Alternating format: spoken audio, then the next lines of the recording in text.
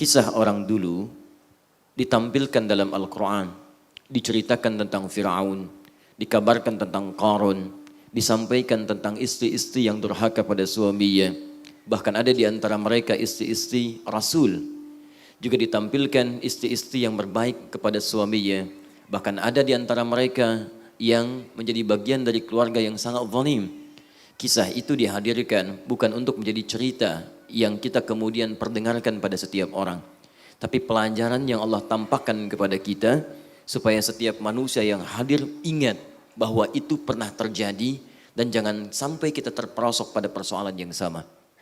Dulu pernah ada hati yang punya kemampuan seperti Thamud dan Ad. Dia bisa memahat, membuat lubang di gunung-gunung, bahkan membuat gorong-gorong dan tempat-tempat untuk beraktivitas. Anda tahu apa yang terjadi? Mereka membuat ratusan tahun sebelum Masehi.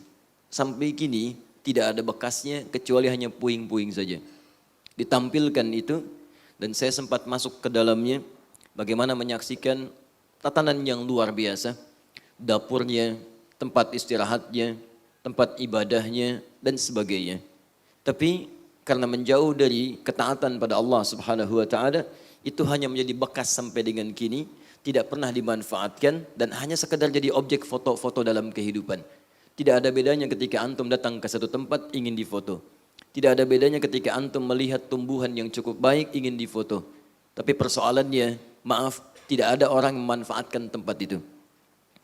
Kami datang ke Efes, ada peradaban Yunani yang konon disebutkan dalam catatan sejarahnya itu telah dibuat 700 tahun sebelum Masehi. 700 tahun. Sampai sekarang hanya puing, Pak. Hanya puing. Tiang-tiang, sebagian dari tertata seperti Kolosium, sebagian katanya tempat perpustakaan, ya namanya Celsus, dia membuat 12.000 gulungan disimpan di situ, cuman cerita aja, kisah. Tidak ada yang memanfaatkan, cuman bangunan puing. Dan dikalahkan oleh peradaban yang ketiga Romawi, hancur semuanya, kemudian diambil alih oleh Romawi. Diperluas sampai ke Heliopolis, sampai ke titian Laut Mediterania, kalau disambungkan sampai ke Italia, nyebrang sedikit ke Tripoli, sampai ke Sumrata. Di daerah Tripoli ada Sumrata, itu peninggalan Romawi juga. Apa yang terjadi? Cuman puing.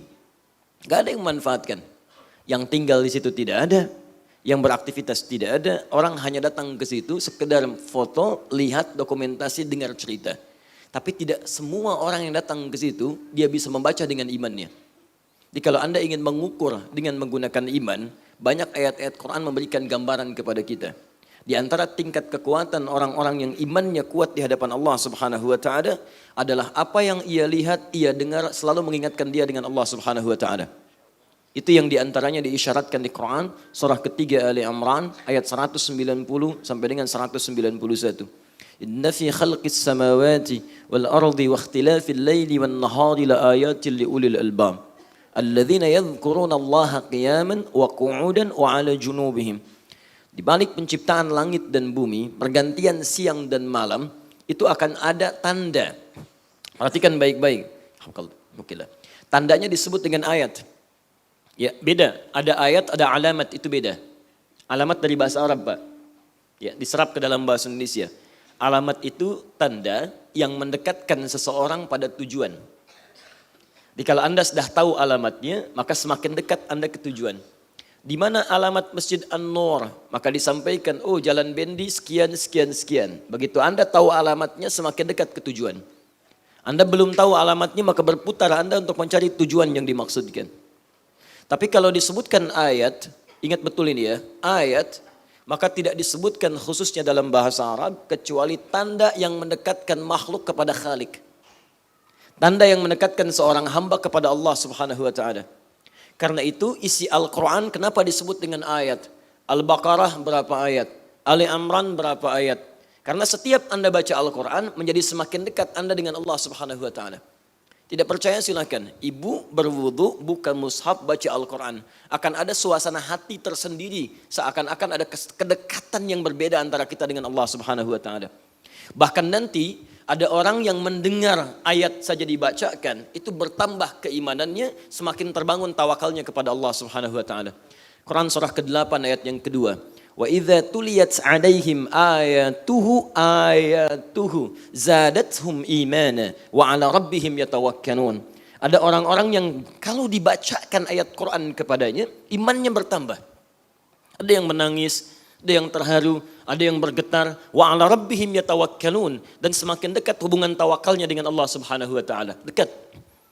Ya, dan yang paling menarik, nanti Allah tidak sekedar menghadirkan kedekatan lewat ayat-ayat yang tertulis.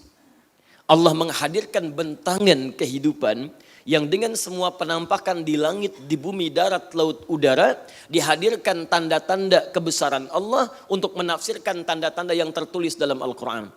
Nah, orang yang imannya kuat, semakin dekat dengan Allah, maka tanda-tanda alam yang dia lihat ini akan langsung menghujam dalam jiwanya dan memberikan gambaran kedekatannya dengan Allah Subhanahu wa taala. Allah ciptakan tanda di alam untuk menafsirkan secara langsung tanda-tanda dalam Al-Quran.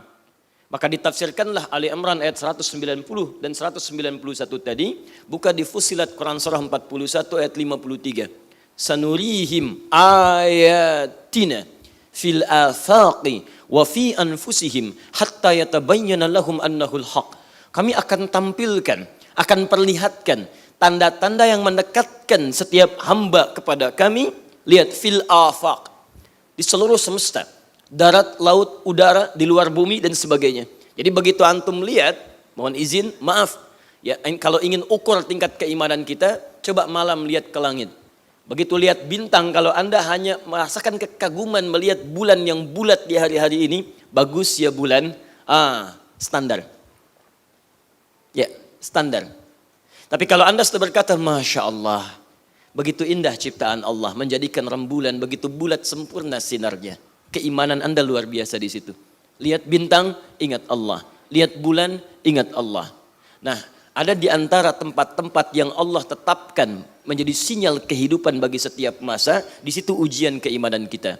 Maka difirmankan, siru fil ardi fanzuru kaifa kana akibatul mukadzibin. Jalan-jalanlah, silahkan jalan-jalan di muka bumi.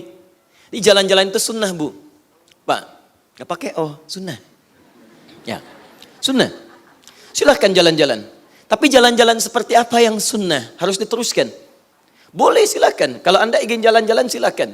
Tapi lihat kalimat Qur'annya. Fanzuru kaifa kana akibatul mukadzibin. Silahkan jalan-jalan, tapi cari tempat-tempat yang bisa menguatkan iman. Di antaranya cari peninggalan orang dulu yang durhaka kepada Allah Subhanahu wa taala. Diabadikan tempat itu sebagai pesan bagi kita. Jangan berlaku lagi seperti itu. Makanya Nabi pernah menekankan, Anda silahkan kalau mau rihlah. Kata Nabi, la tasyuddur rihal. Jangan Anda menguatkan keinginan untuk jalan-jalan, rihlah illa li thalathin, kecuali pada 3 tempat. Jadi kalau Anda ingin jalan-jalan, 3 tempat ini yang paling utama. Tapi kata para ulama, bukan 3 tempat ini jadi batas. Kalau ingin jalan harus ke 3 tempat ini saja, bukan. Maksudnya 3 tempat ini contoh yang paling mulia.